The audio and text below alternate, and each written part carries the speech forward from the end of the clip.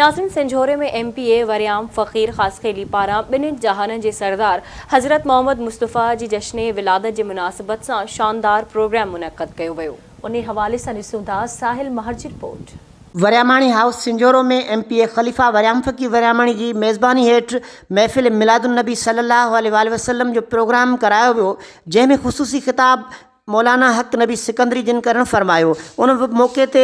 आशिक़ान रसूल सल्लल्लाहु अलैहि वसल्लम जिन आवाज़ TV सां ॻाल्हाईंदे चयो त असांजी महबूब कायनात जी कहाणी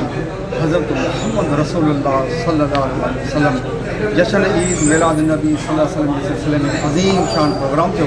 जंहिंमें असां तमामु तारीख़ी हवाले सां बहितरीन जेके आहिनि आलमनि जूं सवरनि जूं ॻाल्हियूं ॿुधियूं। असांजो जेको हीउ टॉपिक आहे असांजो दीन, असांजो मज़हब, असां इन हवाले सां असांजे हुज़ूर सल्लल्लाहु अलैहि वसल्लम जेका दीन हक़ जी जेका राह असांखे ॾसी आहे, असां मुस्लमाननि ते फ़र्ज़ु आहे त उन हक़ ऐं सच जी राह ते हली असां पंहिंजी काइनात जी कहाणी सदके पाण खे वधी सघूं था। अॼु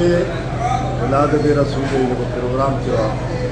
हिन अहिड़ी हस्ती जो ई प्रोग्राम हो जेको हिन काइनात जी तकलीफ़ जा पाण सबबु बनिया ऐं हिन मुआशिरे खे यकतरफ़ा जेको आहे सो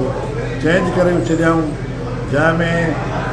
अहिड़ी औरत जी तज़लील थींदी हुई जंहिंमें नियाणियुनि खे दफ़न कयो वेंदो, पाण सगोरनि जी विलादत थी ऐं हिन हस्ती में हिन काइनात में जॾहिं आया त पाण उन सॼे फ़रसूदा निज़ाम खे दफ़न करे छॾियऊं। आख़िर में नबी पाक हज़रत मोहम्मद मुस्तफ़ा सल्लल्लाहु अलैहि वसल्लम ते दुरूद सलाम पेश कयो वियो ऐं आलम इस्लामियत लाइ दुआ पिणु घुरी वई। कैमरा टीम सां गॾु साहिल महर, आवाज़ TV, सिंजोरो।